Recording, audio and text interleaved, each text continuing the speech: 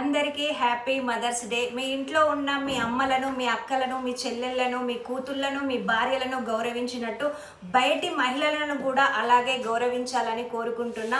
దీనికి ఎగ్జాంపుల్గా ఆడదానికి బయట భద్రత మన దేశంలో ఉందా లేదా తెలుసుకోవడానికి మన కమిషనర్ బి సుమతి గారు మనకి దిల్సుఖ్ నగర్ బస్ స్టాండ్లో నైట్ 12 గంటలకు ఉన్నప్పుడు ఎంతమంది యువకులు వచ్చి అసభ్యంగా ప్రవర్తించిండ్రు, నంబర్ అడిగిళ్ళు, ఎంత దారుణంగా చేసిండ్రు అనేది చూస్తే మనకే అర్థమవుతుంది. పోలీస్ డిపార్ట్మెంట్ అంత పెద్ద మహిళను కూడా వాళ్ళు అంత భయపట్టించిండ్రు. చుట్టూ ఉన్న యువకులు కూడా ఎవ్వరూ వెళ్ళి ఆమెను రక్షించడానికి ట్రై చేయలేదు. మరి మనలాంటి ఆడవాళ్ళ కోసం ఏం జరుగుతుంది సమాజంలో?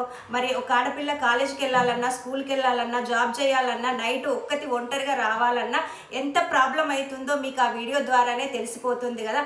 మరి అది జరగకుండా ఉండాలంటే ఏం చేయాలి? ఆడపిల్లలకు చెప్పిన జాగ్రత్తలే మగవాళ్ళకి కూడా చెప్పుకుంటూ పెంచితే సమాజంలో మార్పు అనేది వస్తుంది. మేము ఒక్కలమే చేస్తే వస్తుందా? మిగతా వాళ్ళు కూడా ఉండాలి కదా. అంటే ఒకరిని చూసి ఒకరు ఆటోమేటిక్గా సమాజం మారడానికి ఛాన్సెస్ ఉంటాయి.